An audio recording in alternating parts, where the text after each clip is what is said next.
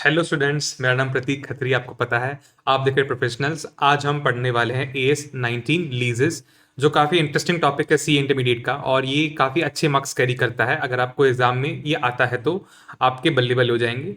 तो देखते हैं कि भाई ये AS19 में क्या क्या अकाउंटिंग होती है और कैसे ये पूरा AS19 की हम अकाउंटिंग मल्टीपल स्टेप्स में कर सकते हैं। तो इससे पहले समझते हैं भाई AS19 है क्या। समझते हैं डेफिनेशन क्या है, स्कोप क्या क्या कवर करता है ये AS19।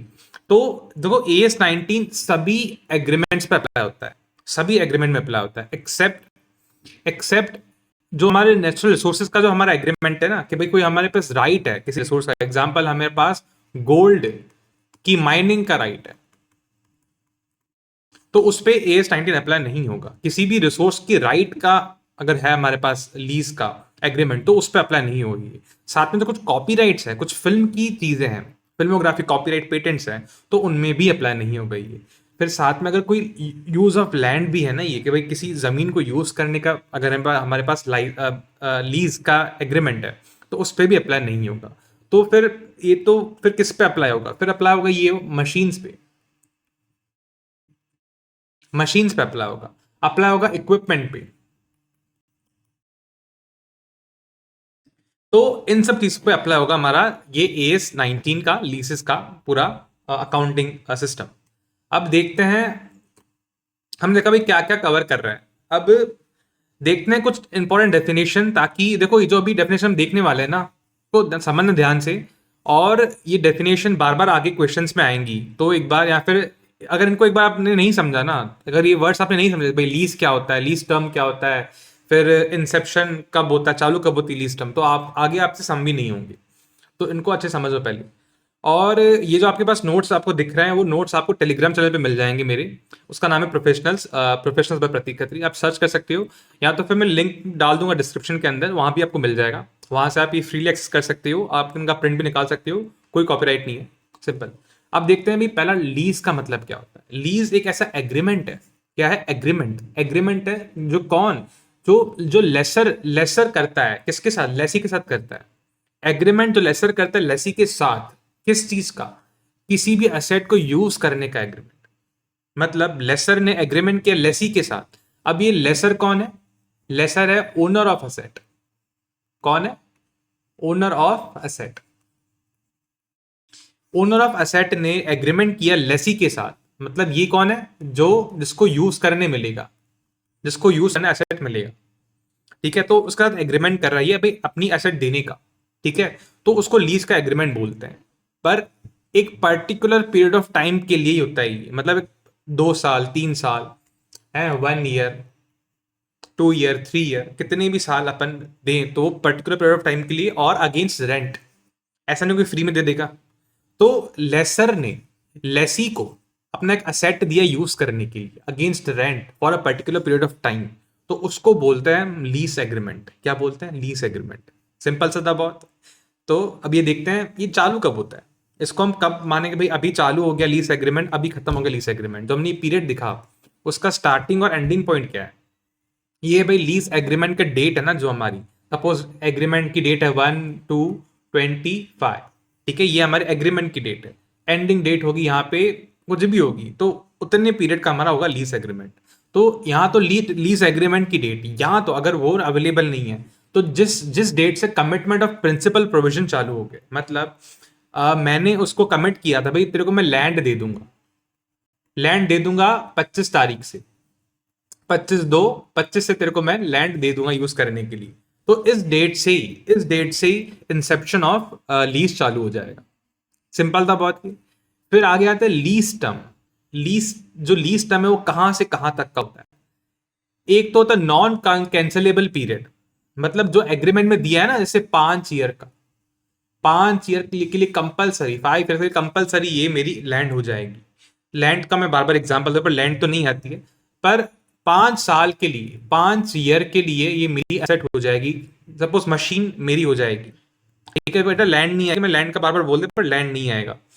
मशीन मैंने 5 साल के लिए दे दी, वो एग्रीमेंट में मेंशन था, तो उसको बोलते हैं नॉन कैंसिलेबल पीरियड। अब आगे ऑप्शन पीरियड है। एग्जांपल, सपोज मेरे पास एक और ऑप्शन मिला, भाई तेरे को 2 साल के लिए अगर और चाहिए लैंड, तो तू, सॉरी मैं बार बार लेंट बोल रहा हूँ, अगर आपको 2 साल के लिए मशीन चाहिए और अगर आपको 2 साल के और मशीन चाहिए तो आप ले सकते हो। अगर मेरे पास ऐसा ऑप्शन मिला है मेरे को एग्रीमेंट के अंदर, तो भी मैं मानूंगा कि भाई ये भी मेरा पीरियड पार्ट बनेगा। टोटल 5 + 2 टोटल 7 साल हो गए, तो इसको बोलते हैं हमारा total agreement, total lease term का एग्रीमेंट। अब देखो यहाँ पे काफी एग्जाम्पल है, वही वही एग्जाम्पल रिपीटेड है भाई। 5 साल के लिए हमने दिया था कि किसी मशीन को जो एग्रीमेंट मेंशन था, और उसको रिन्यू किया 2 साल से, और मतलब और हमने उनको मौका दिया भाई 2 साल तुम और एक्सटेंड कर सकते हो इस असेट के राइट को यूज करने का। अब टोटल 7 साल हो गए फ्री, सिंपल सी बात है। तो non cancellable period plus any extended period if reasonably certainable, अगर रीजनेबल सर्टेनेबल है कि भाई वो करेगा एक्सेस इसको, कि भाई 2 साल ये लेने ही वाला एक्स्ट्रा हो, तो ही हम इसको पार्ट बनाएंगे हमारे टोटल लीज टर्म का। सिंपल था बहुत ही। आगे देखिए, क्लासिफिकेशन ऑफ लीजेस। क्लासिफिकेशन, हमें इसको क्लासिफाई करना पड़ेगा लीजेस को, भाई क्या लीज है। अब बोले सर ये क्या नई चीज आ गई, क्लासिफिकेशन ऑफ लीज। लीज तो हमने समझ लिया क्या था ऊपर। बेटा बेटा लीज सिर्फ एक टाइप की नहीं होती, मल्टीपल टाइप की लीज होती है, डिपेंडिंग अपॉन सर्कमस्टेंसेस। तो एक तो होती है फाइनेंस लीज, दूसरी होती है हमारी ऑपरेटिंग लीज। तो एक होगी फाइनेंस लीज, ये हो गई हमारी ऑपरेटिंग लीज। अब देखते हैं फाइनेंस लीज कब बनेगी। ये हम देखते हैं भाई फाइनेंस लीज है, पर वो बनेगी कब, कैसे कैटेगराइज करेंगे भाई फाइनेंस लीज है या ऑपरेटिंग लीज है। तो फाइनेंस लीज में टोटल 5 हमारे कुछ कैरेक्टरिस्टिक्स हैं। अगर वो 5 कैरेक्टर फुलफिल हो गए तो वो हमारी फाइनेंस लीज में कैटेगराइज हो जाएगी, कोई भी लीज, अगर ये 5 कैरेक्टर फुलफिल हो गए तो। पहला कौन सा है हमारा, ओनरशिप ट्रांसफर। मतलब पीरियड के एंड में सपोज हमारा पीरियड खत्म हो रहा है पूरे लीज का, और ये ओनरशिप ट्रांसफर हो जाएगी लेसी के पास। मतलब जिसको हमने लेसर, मतलब जो असेट का ओनर है, वो ट्रांसफर कर देगा अपनी एसेट लेसी को परमानेंटली, ओनरशिप भी ट्रांसफर कर देगा, अब भाई तेरी एसेट होगी, ऐसा कर देगा। तो वो फाइनेंस लीज है। और अगर बार्गेन परचेस करने का मौका मिल रहा है हमारे जो जो लेसर है, सॉरी लेसी को बार्गेन परचेस का मौका मिल रहा है, मतलब लेसी बोलेगा कि भाई मेरे को तू, तेरे को मैंने बहुत सारी लीज दे दी है। अब सपोज 50 लाख रुपए की एसेट की वैल्यू थी, और लेसी को ये दे दे रहा है 40 लाख में, कम भाव में दे दे रहा है लेसी को मार्केट वैल्यू से, और उसके पास मौका है खरीदने का लेसी के पास, फिर भी ये काउंट होगी हमारी फाइनेंस लीज के अंदर। अगर समझ नहीं आया तो प्लीज एक बार रिवाइंड करना, अगर फिर भी समझ नहीं आया तो एक बार मेरे को मैसेज करना टेलीग्राम के ऊपर, मैं आपका डाउट सॉल्व कर दूंगा वहाँ पे। I am available there till your exams. May 26 की जो आपकी एग्जाम्स होगी इसमें मैं बहुत एक्टिवली मैं एंगेज हूँ, ताकि आपके सारे डाउट्स कवर करवा पाऊँ और आपके सारे एज भी कवर करवा पाऊँ एक साथ। अभी सारी मेरी सीरीज चल रही है एज की, आप देखते जाना, मैंने पीछे भी बहुत सारी अपलोड कर दी है। ठीक है, देखो तीसरा कैरेक्टरिस्टिक है हमारा मेजर लाइफ। अगर कोई भी मेजर लाइफ है ना असेट की, वो लीज टर्म में कवर हो रही है। सपोज असेट की यूजफुल लाइफ थी 10 ईयर्स और लीज टर्म है हमारा 8 ईयर्स, तो मैं बोल सकता हूं मेजर लाइफ असेट की कवर हो गई यहां पे। ठीक है, 8 आउट ऑफ 10 करोगे तो ऑलमोस्ट 80% लाइफ असेट की हमने लीज टर्म में यूज कर ली। करेक्ट है, एसेट हमारी पर यूज कोई और कर रहा है, तो फिर वो फाइनेंस लीज में कैटेगराइज। सिंपल था बहुत ही। आगे आता है PV of lease payment is equal to fair value of asset. अब बोले कि सर ये क्या नया आ गया, पीवी ऑफ फलाना ढिमकाना ये सब। एक मिनट, थोड़ा आई थिंक कुछ हो गया, एक मिनट।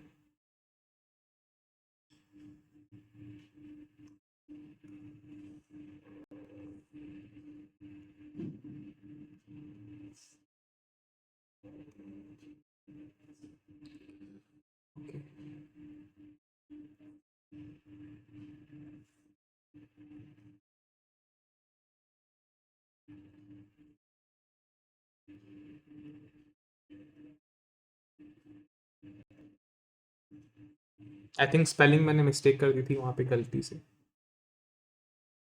हम्म,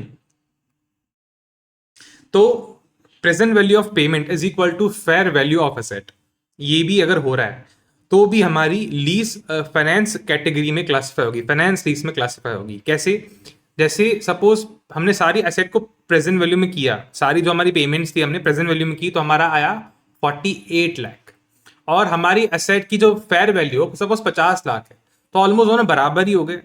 मतलब मेजर पार्टी कवर कर रहा है सारी पीवी प्रेजेंट। आपको पता ना पीवी क्या होता है?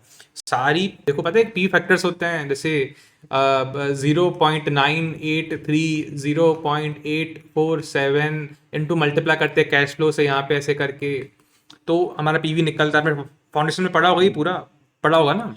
आई एम अज्यूम आपको, मैं अज्यूम करता हूँ आपको पढ़ा होगा पूरा ये। तो जो भी आप प्रेजेंट वैल्यू करते हो ना पेमेंट्स की, जो भी आप पेमेंट कर रहे हो लीज की, हर हर महीने आप जो भी पेमेंट्स कर रहे हो उसका अगर प्रेजेंट वैल्यू करोगे, उसका अगर प्रेजेंट वैल्यू करोगे तो बराबर होगा हमारे लीज की जो फेयर वैल्यू ऑफ असेट है उससे बराबर होगा, फिर भी वो कैटेगराइज होगा फाइनेंस लीज के अंदर।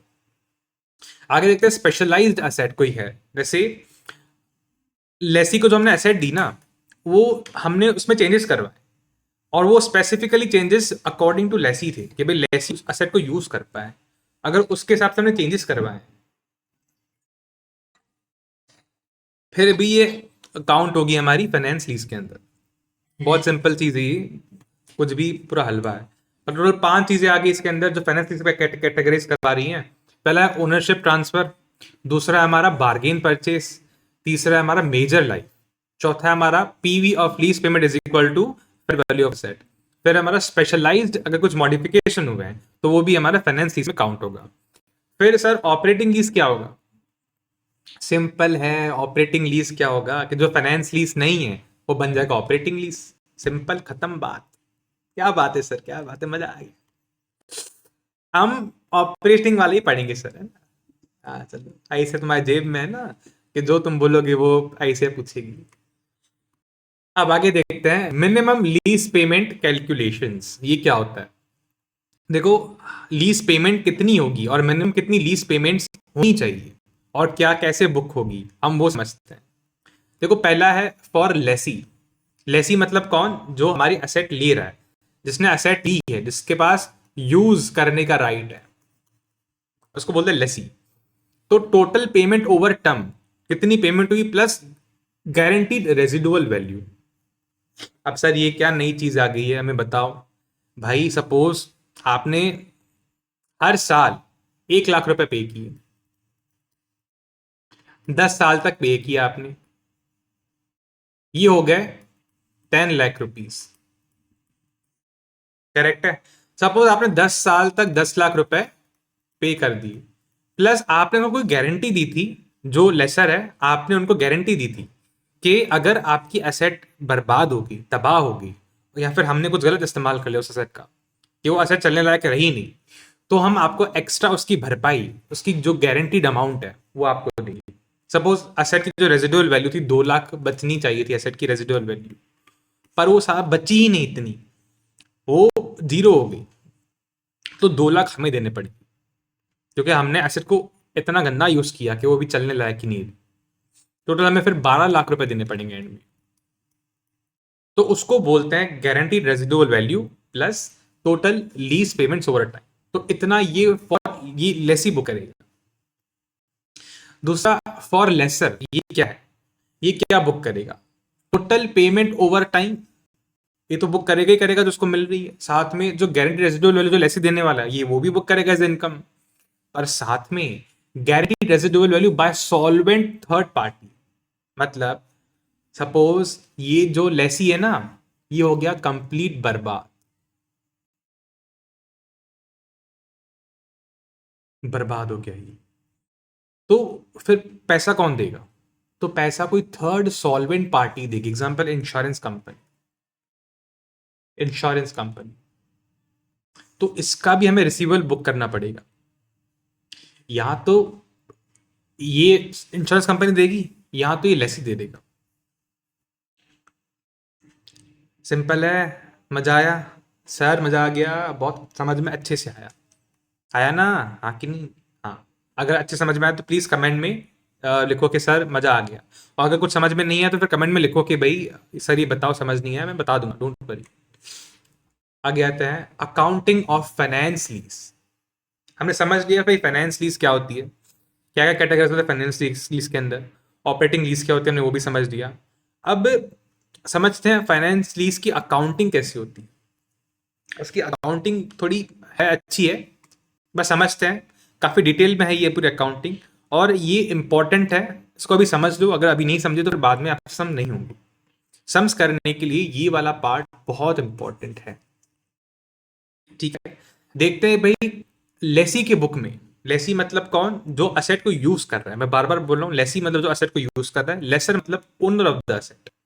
तो लेसी कैसे अकाउंटिंग करेगा फाइनेंस लीज की, ये देखते हैं भाई। इफ ऑन इनिशियल रिकॉग्निशन, मतलब जो पहले पहले कैसे बुक करेगा, किस अमाउंट पे बुक करेगा, वो देखते हैं। लेसी किस अमाउंट पे एसेट बुक करेगा, लेसी किस अमाउंट पे एसेट बुक करेगा, वो देखते हैं। लोअर ऑफ क्या, किसका lower? Fair value of asset या फिर present value of minimum lease payment. दोनों में से कोई भी लोअर होगा ना, लेसी उस पे बुक करेगा। क्या बुक करेगा?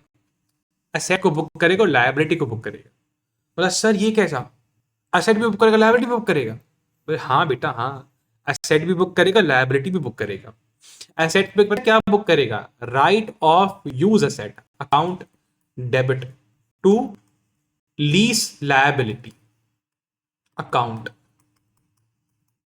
बेटा उसको एक लायबिलिटी भी तो आ रही है जो उसको हर साल पे करनी है। समझ आया आपको? लीज लायबिलिटी होते हैं उसको बोलते हैं। तो ये असेट भी बुक करेगा जो उसको असेट मिली है, राइट, क्योंकि फाइनेंस लीज है ना, ये ऑलमोस्ट ओनर बन गया, बाद में उसको पैसे देने ही देने हैं, पता है, ऑलमोस्ट ये पूरा यही एसेट यूज कर रहा है। तो ये एक टाइप का ओनर ही बन गया। ओनर है नहीं, बट खाली मैं just for the ease purpose में बोल रहा हूँ कि भाई ये एसेट भी बुक कर लेगा, राइट ऑफ यूज एसेट भी बुक कर लेगा, साथ में लायबिलिटी भी बुक करेगा जो उसको आगे पे करनी होगी। समझ रहे हो? तो present value of minimum lease payment और फेयर वैल्यू, दोनों में से कोई छोटा, जो भी छोटा होगा अमाउंट, उसका हमें एसेट और लायबिलिटी बुक करनी। इसका एक बार एग्जांपल देख लेते हैं। सपोज फेयर वैल्यू थी हमारी एसेट की 20 लाख रुपए। कितनी थी? 20 लाख रुपए। और 18.55 लाख थी हमारी इसकी value, present value of minimum lease payment. ठीक है, तो हम किस पे बुक करेंगे? अपन बुक करेंगे 18.55 लाख पे बुक करेंगे। ठीक है, ये रहा। इतने पे हम अपनी एसेट भी बुक कर लेंगे और इसी वैल्यू से अपन लायबिलिटी भी बुक कर लेंगे। फिर लायबिलिटी को धीरे धीरे कम करते जाएंगे जैसे हम पेमेंट करते जा रहे हैं, और एसेट को हम कर लेंगे डेप्रीशिएट। सिंपल चीज है ये, बहुत सिंपल है कि नहीं? बहुत सिंपल थी। आगे देखते हैं फिर अपोर्शनमेंट। अपोर्शनमेंट भी करना पड़ेगा। अपोर्शनमेंट कैसे करेंगे? देखो लिखा के lease payment are split into finance charges and principal payments. मतलब कितना फाइनेंस चार्ज, कितना इंटरेस्ट लग रहा है, उसको हमें अलग करना पड़ेगा। कोई भी पेमेंट्स हो रही है ना, उसको हमें अलग करना पड़ेगा। जैसे यहां पे 1.5 लाख की पेमेंट होगी, उसमें से 50,000 हमारा इंटरेस्ट होगा और 1 लाख हमारा होगा प्रिंसिपल अमाउंट, और टोटल पेमेंट हमारी होगी 1.5 लाख रुपए। मोस्टली आपको क्वेश्चन में दे देंगे भाई कितना हमें इंटरेस्ट बन सकता है, आपको अलग करना होगा। देखो जो मैंने सपोज हमने पीवी कर लिया, हमने यहाँ पे 18.55 पीवी कर लिया, रेट है हमारा 10%। तो देखो हमेशा पीवी जो जो अमाउंट पीवी किया हुआ ना पेमेंट्स का, उसके पीवी से आप मल्टीप्लाई करना इंटरेस्ट को, इंटरेस्ट का जो रेट दिया हो, और जो वो अमाउंट आएगा ना वही जाएगा अपना इंटरेस्ट के अंदर। और फिर जितना हमारा पेमेंट बन रहा है ना हर साल का, माइनस इंटरेस्ट करो, फिर हमें मिल जाएगा प्रिंसिपल पेमेंट अमाउंट। हमने वो जो यहां पे लिख दिया है। सिंपल है बहुत। अगर ये समझ में नहीं है तो प्लीज एक बार मुझे मैसेज कर देना, मैं आपको एक्सप्लेन कर दूंगा। फिर डेप्रीसिएशन कैसे लगेगा सर? वो नॉर्मल लगेगा जैसे लगता है ना, एज पर AS10 हर पीपी पे लगता है। जितनी भी पीपी पे लगता है ना, जो हमारा AS10 पे जो डेप्रीसिएशन लगता है, वही उसी वे में लगेगा यहाँ पे डेप्रीसिएशन। सिंपल है बहुत, बहुत मजेदार ही है कि नहीं? फिर आगे देखते हैं लेसर कैसे बुक करेगा अपने बुक के अंदर, क्या करेगा। तो कैसे ये रिकॉग्नाइज क्या करेगा, ये क्या रिकॉग्नाइज करेगा? ये करेगा रिसीवेबल्स, क्योंकि इसको लीज पेमेंट्स मिलने वाली है, लेसी से इसको लीज पेमेंट मिलेगी ना, तो ये करेगा रिकॉग्नाइज रिसीवेबल। अब मेन लोचा यहां पर, प्लीज यहां पे अपने कान खोल के सुनना क्या चल रहा है यहाँ पे। ये किस पे बुक करेगा रिसीवेबल? ये बुक करेगा नेट इन्वेस्टमेंट पे बुक करेगा, नेट इन्वेस्टमेंट्स पे बुक करेगा। नेट इन्वेस्टमेंट्स किस पे? Net investments. अब बोलेगा सर ये नेट इन्वेस्टमेंट है क्या आखिर, हमें समझ ही नहीं आया, सही हमने पहली बार सुना है। सुन लो क्या होता है नेट इन्वेस्टमेंट्स। ये होता है ग्रॉस इन्वेस्टमेंट्स माइनस UFI। ये सर अब ये यूएफआई क्या नया चीज आ गई, अनअर्न्ड फाइनेंस इनकम, इसको बोलते हैं unearned finance income, unearned finance income. अब भी एक बार देखते हैं ये होती क्या है, ये जो हमने भी पढ़ा ये होती क्या है। सपोज ये रहा हमारा, ये है हमारा ग्रॉस इन्वेस्टमेंट और ये है हमारा present value of gross investment. देखो एनआई होता है present value of gross investment, तो gross investment minus present value of gross investment, उसको बोलते हैं अर्न अर्न फाइनेंस इनकम। क्या बोलते हैं? Earn earn finance income. तो सिंपल बात है, हमने भी क्या किया, हमने ग्रॉस इन्वेस्टमेंट से माइनस किया अर्न अर्न फाइनेंस इनकम, तो हमें पीवी ऑफ ग्रॉस इन्वेस्टमेंट्स मिल गया। जो एनआई है ना, ये present value of gross investment ही है। सिंपल सी बात है, ये present value of gross investment है। एज पर दिस फॉर्मूला देखो, ये है present value of gross investments NI, और उसको खाली ऐसे करके निकाला है। समझ आया? ग्रॉस, फिर ये अर्न अर्न फाइनेंस इनकम क्या है? ग्रॉस इन्वेस्टमेंट और एनआई का डिफरेंस। 10th का बेसिक मैथ से इसको इस साइड लेके जाओ तो हमें यूएफआई मिल जाएगा। तो आपसे एग्जाम में तीनों पूछ सकते हैं, या तो हमें ये बताओ या तो हमें ये बताओ, ऐसा पूछ सकते हैं। आपको डालना पड़ेगा, आप एक बार समझ करना अच्छे से, आपको सारे समझ जाएंगे इस करने के बाद। फिर बोलोगे सर हमने बार बार सुन रहे gross investment, gross investment, gross investment, तो ग्रॉस इन्वेस्टमेंट है क्या आखिर? ये है भाई अपना simple MLP, minimum lease payment. हमने पढ़ा था ना मिनिमम लीज पेमेंट, ऊपर ये रहा, ये रहा मिनिमम लीज पेमेंट, ये एमएलपी वही है, मिनिमम लीज पेमेंट प्लस यूजीआरबी। ये क्या नया बार बार यूजीआरबी आ रहा है, ये क्या है ये यूजीआरबी सिंपल चीज है, अनगारंटीड रेजिडुअल वैल्यू, जो हमने पहले पढ़ी थी ना, ये रही, ये रही। एक तो होती है गारंटीड रेजिडुअल वैल्यू, दूसरी होती है अनगारंटीड रेजिडुअल वैल्यू, जिसकी गारंटी लेसी ने नहीं दी है, पर वो हो सकता है हमें चुकानी पड़े, हमें उसका नुकसान हो जाए, या फिर हमें उसे रिकवर करनी पड़ी, तो उसको बोलते हैं अनगारंटीड रेजिडुअल वैल्यू, जो हमें बाद में रिकवर कर सकते हैं लेसी से। ठीक है, तो हमें उसको अनगारंटीड रेजिडुअल वैल्यू जो बाद में रिकवर कर सकते हैं, वो वाली amount plus minimum lease payment, वो बनता है हमारा ग्रॉस इन्वेस्टमेंट। क्या बनता है? Gross investment. मतलब इतना अमाउंट तो मिलने ही वाला, प्लस अनगारंटीड रेजिडुअल वैल्यू पे हमें लेनी पड़ेगी, तो हमारी बनती है ग्रॉस इन्वेस्टमेंट्स।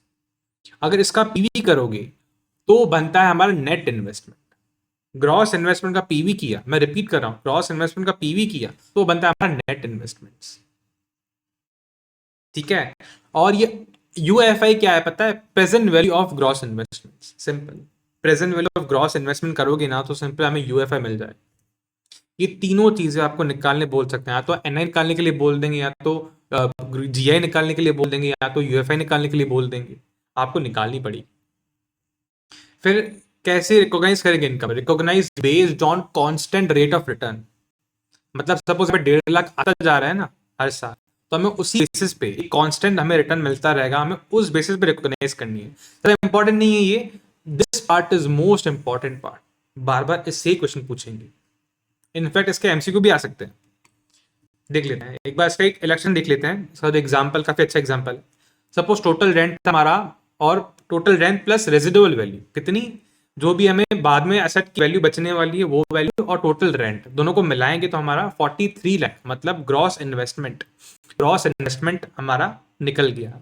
सही है, ये पता है इसमें जीआर भी आ गया और यूआरजीवी भी आ गया, और इसमें टोटल रेंट भी आ गया। देखो टोटल रेंट का मतलब पता है क्या होता है? Minimum lease payment plus GRV, और इसमें हमने और प्लस कर लिया आरवी, तो हमारा आ गया ग्रॉस इन्वेस्टमेंट्स। सही है ना? फिर उसको अगर पीवी कर देंगे तो हमें मिल गया नेट इन्वेस्टमेंट 28.3 लाख, और उसके बाद अगर इसका हमने डिफरेंस निकाल लिया जीआई और एनआई का, तो हमें मिल गया अनअर्न्ड फाइनेंस इनकम। बहुत सिंपल चीज थी ये। अगर अभी भी समझ में नहीं आया हो तो प्लीज मुझे मैसेज करना टेलीग्राम पे, I am available there and I am available till your exams. And I am also launching my book on this April only. ये पूरी कॉन्सेप्ट बुक फ्री में आपको मैं लॉन्च करके दे रहा हूँ, अच्छे से, बहुत क्रिप्स नोट्स हैं, मतलब इसके बाहर से कुछ आएगा ही नहीं सकता, इस सब कुछ इसके अंदर से ही आएगा एग्जाम के अंदर, मैं लिख के देता हूँ ये चीज। आगे देखते हैं, अकाउंटिंग ऑपरेटिंग लीज, मतलब ऑपरेटिंग लीज के हम अकाउंटिंग कैसे करेंगे। हमने देखी फाइनेंस की अकाउंटिंग कैसी होगी, क्या होता है फाइनेंस लीज, फिर हमने ऑपरेटिंग लीज भी पढ़ा, जो फाइनेंस लीज नहीं होती वो हमारी होती है ऑपरेटिंग लीज, हमने ये पढ़ लिया था। अब इसकी अकाउंटिंग कैसे होगी, देखो दो लोग अकाउंटिंग करेंगे, एक लेसी करेगा, एक लेसर करेगा। अब लेसी क्या करेगा, लेसी करेगा कि भाई रिकॉग्नाइज लीज पेमेंट्स, लेसी जो भी पेमेंट्स कर रहा है उसको रिकॉग्नाइज कर लेगा, सिंपल सी बात है कि भाई ये मेरी पेमेंट हो गई, ठीक है। और किस बेसिस पे करेगा, एसएलएम बेसिस पे करेगा, स्ट्रेट लाइन मेथड पे करेगा। एग्जाम्पल, 10 लाख टोटल हमारे पेमेंट करनी थी और वो 10 साल में करनी थी, तो मतलब 1 लाख रुपए एवरी ईयर, सही है। 1 लाख एवरी ईयर हमें रिकॉग्नाइज करनी पड़ेगी पेमेंट ऑन एसएलएम बेसिस, तो हर साल हमें लीज पेमेंट रिकॉग्नाइज करनी है और एसएलएम बेसिस पे करनी है, ठीक है। और ओवर लीज टर्म, सपोज 10 साल का टर्म था तो हमें 10 साल के टर्म पे रिकॉग्नाइज करनी है, सिंपल सी बात है, बहुत इजी है बहुत। फिर लीज पेमेंट, यहाँ पे तो काफी अच्छा एग्जांपल दिया है, सपोज लीज पेमेंट है 25 के ईयर 1 की, 45 के ईयर 2 की, चलो इनकंसिस्टेंट है, 50 के ईयर 3 की, टोटल बना हमारा 1.2 लाख, ठीक है। तो डिवाइड बाय 3 करोगे, एक एवरेज निकालोगे आप सभी पेमेंट्स का, और 40 के हमारा एवरेज आया, और हर साल आप यही रिकॉग्नाइज करोगे, कॉन्स्टेंट पे आप हर साल यही रिकॉग्नाइज करोगे 40 के। सिंपल है, बहुत सिंपल चीज है। फिर सर लेसर कैसे बुक करेगा, लेसर बुक करेगा कि भाई पहले वो बुक करेगा एसेट, अपनी एसेट को रिकॉग्नाइज करेगा बैलेंस शीट के अंदर एज ए पीपी। देखो पता होगा पीपी में क्या क्या आता है, रेंटल, आपने पढ़ा होगा पीपी के अंदर, रेंटल पढ़ा होगा ना, रेंटल इनकम भी पीपी का पार्ट बनती है, जिस भी एसेट से हमें रेंटल इनकम आए वो पार्ट बनती है पीपी का, वो पार्ट बनती है पीपी का, तो हम पीपी बुक करेंगे इसको एज अ बैलेंस शीट के अंदर, जो भी हमने एसेट दिए लीज के लिए, सही है ना। तो इनकम फिर रिकॉग्नाइज करेंगे एसएलएम बेसिस पे, सिंपल है भाई, ये करा एसएलएम बेसिस पे, अपन भी करेंगे एसएलएम बेसिस पे रिकॉग्नाइज इनकम को, खत्म बात है। ये पेमेंट से रिकॉग्नाइज करा है, इनकम करेंगे रिकॉग्नाइज, सिंपल बात। और डेप्रीसिएशन भी normally as per AS10, as per AS10 charge होगा। सर ये आना चाहिए एग्जाम में, कितना सिंपल है ऑपरेटिंग लीज का चीजें, वाह मजा है कैसे।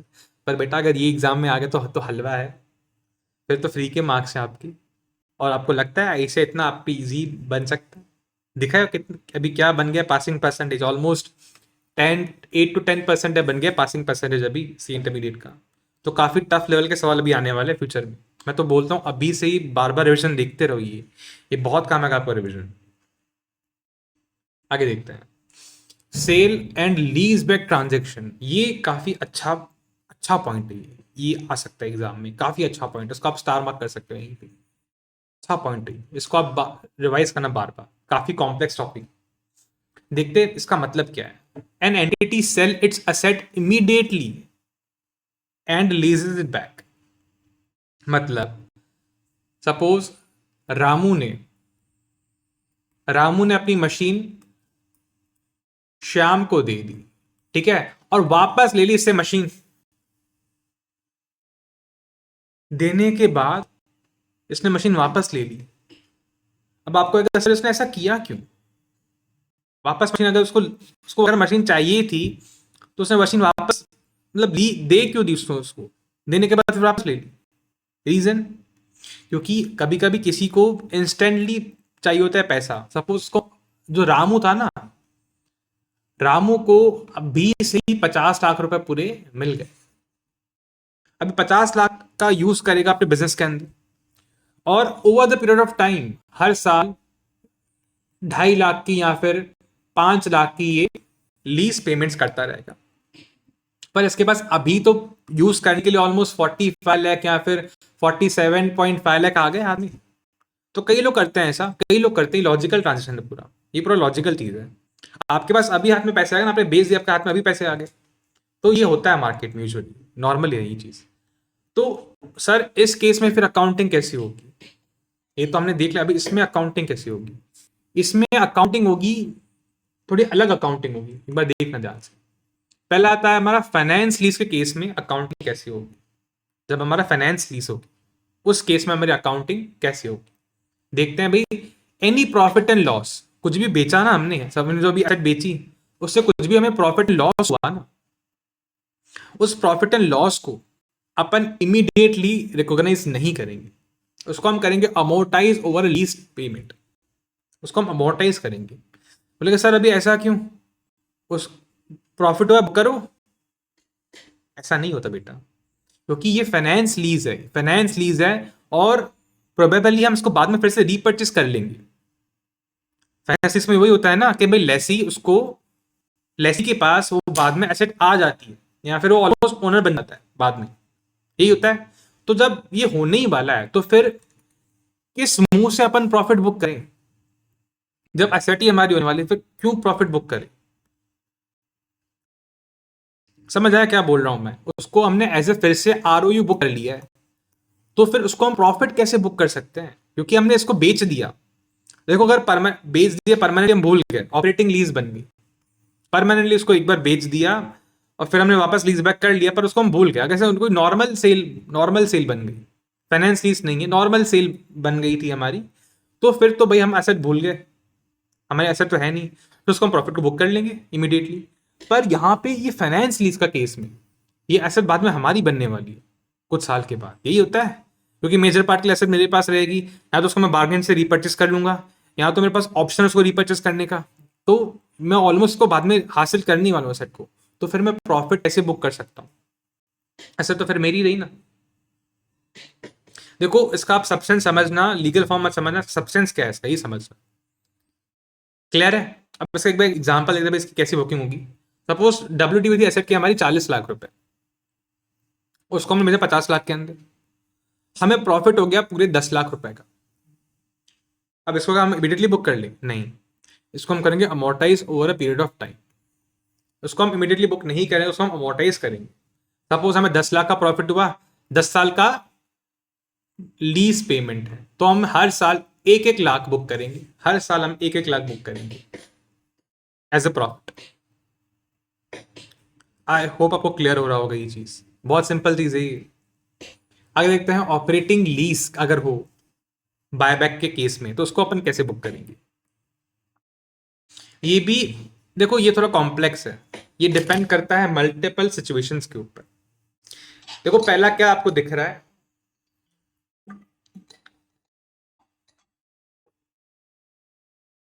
आपको पहला दिख रहा होगा कि भाई हमारा जो सेल प्राइस है वो इक्वल टू फेयर वैल्यू है। हमने भी देखा कि जो हमारा सेल प्राइस है वो इक्वल टू फेयर वैल्यू है, मतलब 100 रुपए की एसेट थी और 100 रुपए में अपने बेची, दोनों बराबर है। तो अगर ऐसा है ना तो इमीडिएटली रिकॉग्नाइज इन PNL, इमीडिएटली। अगर सेल प्राइस कम है फेयर वैल्यू से, मतलब हमने 90 में बेची और हमारी फेयर वैल्यू थी 100 रुपए की, तो हमें कोई प्रॉफिट तो हुआ नहीं है। और फिर इसको अपन क्या करेंगे, उसको भी हम रिकॉग्नाइज करेंगे इमीडिएटली, बट इसका एक एक्सेप्शन है।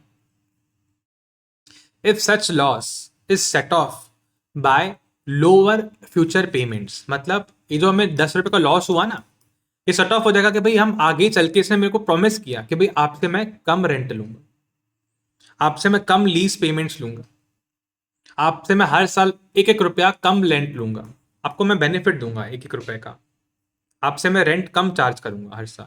सपोज 10 रुपए का रेंट है तो मैं आपसे 9 रुपए चार्ज करूंगा, तो हमें हर साल 1 रुपए का बेनिफिट हुआ। तो देखो यहाँ पे स्टार्टिंग में हमें 10 रुपए का लॉस हुआ, पर हमें हर साल देखो लॉस हुआ हर साल में, पर हमें 1 रुपए का बेनिफिट हो रहा है। 10 रुपए का लॉस, हर साल 1 रुपए का बेनिफिट, 1 रुपए का बेनिफिट, 1 रुपए का बेनिफिट, ऐसे करके हमारा पूरा लॉस सेटअप हो जाएगा आगे चल के। तो आपको क्या लगता है उस लॉस को हमें बुक करना चाहिए क्या? जो लॉस हमें आगे सेटअप होने ही वाला है, कम पेमेंट करेंगे हम रेंट की, तो क्या उससे क्या ये सेट ऑफ हो जाएगा, तो क्या हमें इसको एज ए बुक करना चाहिए PNL? क्या आपको लगता है कि भाई ये हमें लॉस बुक करना चाहिए क्या PNL के अंदर? नहीं करना चाहिए।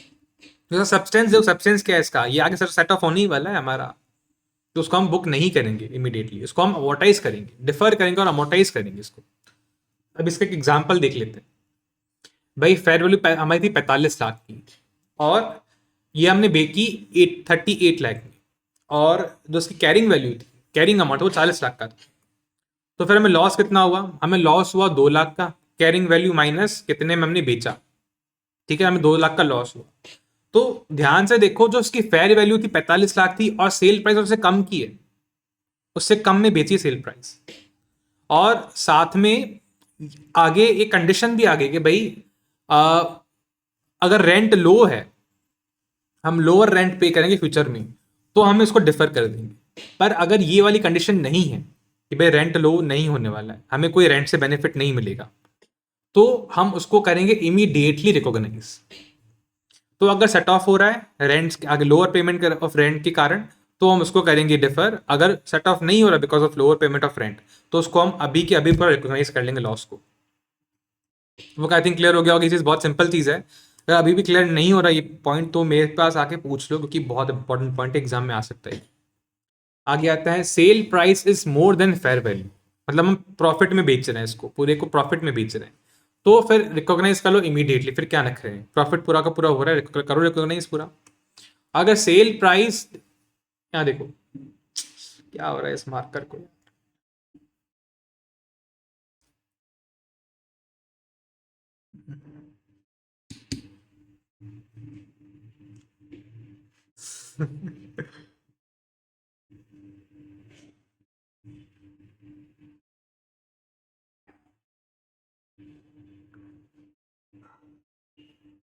रुक जाओ रुक जाओ,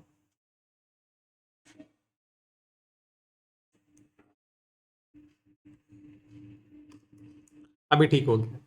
ये रहा, ये रहा। अगर sale price minus fair value करें, तो इसको हम अमोर्टाइज करेंगे, डिफर और अमोर्टाइज करेंगे। अब ये सर ये क्या नई चीज है? देखो, fair value minus carrying amount, fair value minus carrying amount, तो ये तो भाई हमारा प्योर वो हो गया, प्योर प्रॉफिट हो गया। और sale price minus fair value, ये हमारा प्योर प्रॉफिट नहीं है, ये डिफर होगा, अमोर्टाइज होगा। अब बोला सर ये कैसे, ये क्या नई चीज आ गई? अब तो बेटा सुनो ध्यान से, कि अगर हमारी जो कैरिंग वैल्यू तक की जो हमारी वैल्यू थी, कैरिंग वैल्यू थी हमारी, और जो सेल प्राइस था, तो मैं बताऊँ ना एग्जाम्पल से। ये देखो एग्जाम्पल देखो, फेयर वैल्यू था हमारा 40 लाख, ठीक है, ये हमारा फेयर वैल्यू है। सेल प्राइस था 50 लाख का। तो फेयर वैल्यू से अगर कंपेयर करें, तो हमें 10 लाख का प्रॉफिट हो गया फेयर वैल्यू से। तो अगर फेयर वैल्यू से कंपेयर करें सेल प्राइस का, तो क्या मैं बोल सकता हूं कि ये जो हुआ है, ये बिकॉज ऑफ लीज एग्रीमेंट है? ऐसा मैं बोल सकता हूं कि भाई सेल प्राइस हमारी इतनी थी और फेयर वैल्यू हमारी इतनी थी, हम ज़्यादा में बेच दिया, तो उसको मैं बोल सकता हूँ भाई इसका हम बाद में हम रेंट भी पे कर लेंगे, तो हमें सेट ऑफ करना चाहिए आगे फ्यूचर में चल के, करेक्ट है। पर अगर हमारा sale price minus fair value जो हमारा वो होगा डिफर, पर जो हमारा carrying value minus fair value है, मतलब ये सपोज फेयर वैल्यू 40 लाख की, कैरिंग वैल्यू है हमारी यहाँ पे 38 लाख, तो जो 2 लाख होगा ना हमारा, जो 2 लाख होगा, वो हमें इमीडिएटली रिकॉग्नाइज करना पड़ेगा, ठीक है। आई थिंक आपको सम करके आएगा, आप इसके बार सम ट्राई कर लो अच्छे से, आपको पूरा पूरा समझ में आ जाएगा। अगर आपको समझ में नहीं आया, तो आप मेरे को एक बार कम्युनिकेट कर लेना टेलीग्राम के ऊपर, चैनल नंबर का लिंक मैं डिस्क्रिप्शन में दे दिया हुआ है। अगर आपको वीडियो अच्छा लगा तो प्लीज़ चैनल को सब्सक्राइब करो, लाइक करो वीडियो को, और शेयर करो अपने फ्रेंड्स के साथ, ताकि उनको भी ये पूरा अच्छा कंटेंट मिल पाए, और काफ़ी अच्छे नोट्स हैं, ताकि उनको भी नोट्स मिल पाए, उनका एक्सेस कर पाए। और मई 26 के लिए हम टारगेट कर रहे हैं काफ़ी अच्छे, और 80+ का टारगेट सबका होना चाहिए, क्योंकि काफ़ी ईजी सब्जेक्ट है एडवांस अकाउंटिंग, अगर आपने ध्यान से पढ़ा हो तो। और अगर आपको कुछ भी डाउट्स है तो please do communicate with me. Thank you for watching my video.